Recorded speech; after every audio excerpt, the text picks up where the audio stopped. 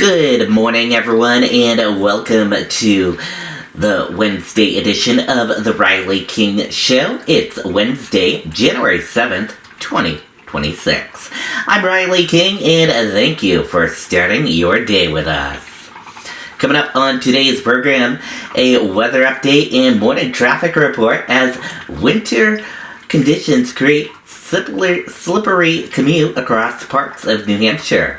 We'll also look at new numbers showing New Hampshire emergency dispatchers handle more than 435,000 calls in 2025, and hear from Mayor Ross as he begins his second term with a focus on housing, affordability, and collaboration.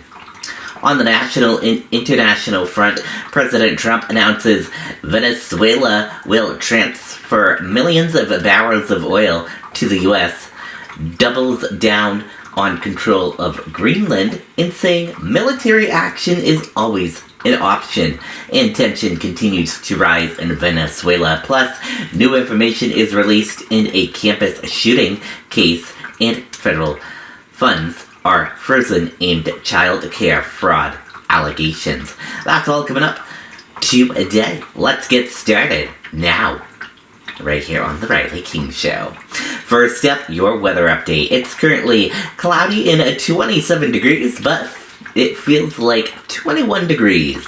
Today, snow showers this morning becoming more scattered later, high 32, winds light and variable, chance of snow 40%. Tonight, a few clouds, low 26, winds northwest at 5 to 10 miles per hour. And tomorrow, partly cloudy, high 42, winds west-northwest at 5 to 10 miles per hour.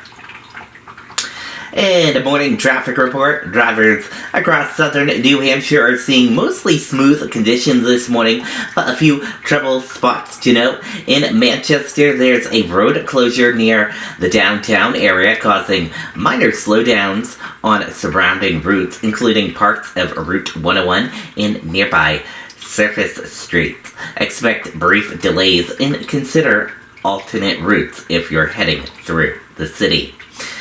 To the east, an incident has been reported near Dover, which may slow traffic along Route 16 approaching the city. Crews appear to be on scene, so allow extra time if you're traveling in that direction. Elsewhere, including major corridors like I-93 and routes around Nashua and Concord, traffic is moving steadily with no significant backups at this hour.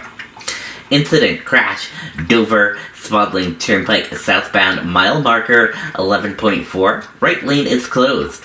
Also an incident closure, crash Manchester I-93 northbound exit 8 off-ramp is closed. Winter weather creates slippery commute across parts of New Hampshire. Snowfall and a wintry mix created slick and hazardous road conditions across parts of New Hampshire early Wednesday morning, slowing travel for commuters. Slushy and icy patches were reported along Interstate 93 North and Interstate 89 North, where drivers encountered reduced traction while traffic continued to move. Average speeds were notably lower, with travel running approximately 15 miles per hour below the posted speed limits in some areas.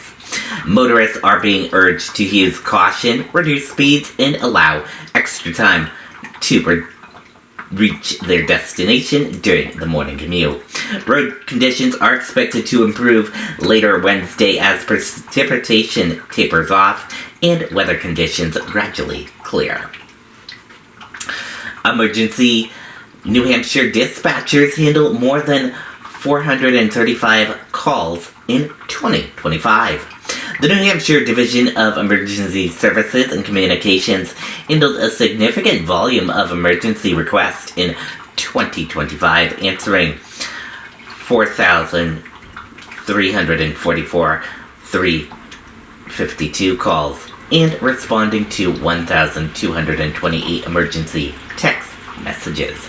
Wow, that is a lot. A busy one for New Hampshire Division of Emergency Services and Communication. Officials say the number highlights a critical role dispatchers play in public safety, providing calm, timely assistance to the callers during emergencies across the state. Ross begins a second term with focus on housing, affordability, and collaboration. Affordable housing took the center stage Tuesday as Manchester Mayor Jaber Ross was sworn in for his second term, outlining a border agenda focused on affordability, homelessness, and cross-party cooperation. Ross, who took the oath of office while holding his infant daughter, underscored the urgency of the city's housing challenges by pointing to his own family's experience. I'm the mayor of the state's largest city. We have a dual income family, and we are nearly priced out of Manchester's market, Ross said. That is unsustainable. In his inaugural address, the Republican mayor highlighted progress made in addressing homelessness during his first term and set ambitious goals for the next 2 years. Among his top priorities is securing stable, long-term funding for emergency shelter services. We have 15 months to build a long-term plan, and I will not hand this off to the next mayor without one, Ross said, urging city leaders to think big despite ongoing budget contracts. On housing development, Ross pointed to the former State Youth Development Center property, expected to go on the market this year, calling it the last major development presale in the city. He said he plans to work with the next chair of Board of Aldermen to form a special committee focused on the site. I will work with the next chairman of the Board of Aldermen to establish a special committee on the YDC property to gather input and engage with the community to articulate to the state Manchester position, he said. Ross also announced the creation of new commission aimed at expanding capacity for affordable licensed child care, trying the effort into a border affordability theme.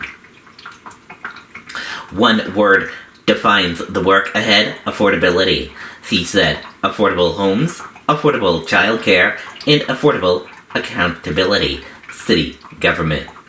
Despite partisan differences at City Hall, Ross signals a willingness to work with the Democrat majority on the Board of Aldermen, a sentiment echoed by newly sworn-in members. I believe that collaboration is not the surrender of principle, but the surrender of ego, Ross said. Ward 3 Alderman Donia Dexter agreed, saying the parties don't matter. It's about doing the work and what's important for the city of Manchester.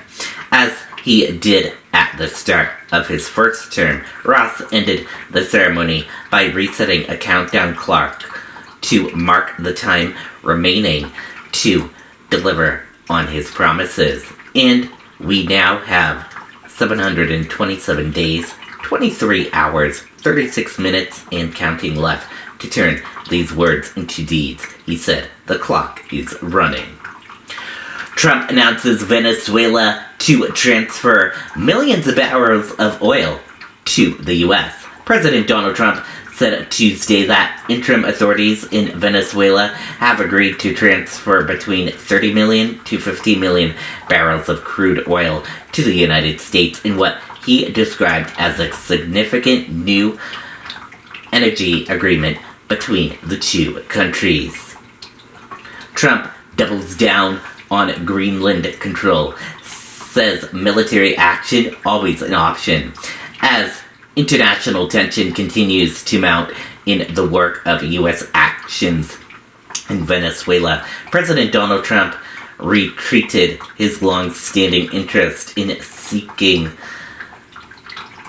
the United States to assume control of Greenland, a large Arctic territory that is part of the Kingdom of Denmark. Raising tensions in Venezuela. Tensions in Venezuela are escalating after President Trump suggested that military action in the region could be on the table. New information released in a campus shooting case. New details have come to light about the gunman connected to the deadly attack involving Brown University, where 2 students were killed, along with a professor from Massachusetts Institute of Technology. Federal funds frozen aimed childcare fraud allegations. The Trump administration has moved to freeze $10 billion in federal funding for 5 Democrat-led states, including New York, Colorado, and Illinois, following allegations of widespread childcare fraud. Thank you for tuning in to this edition of The Riley King Show. Enjoy the rest of your day, and talk to you all tomorrow. Bye.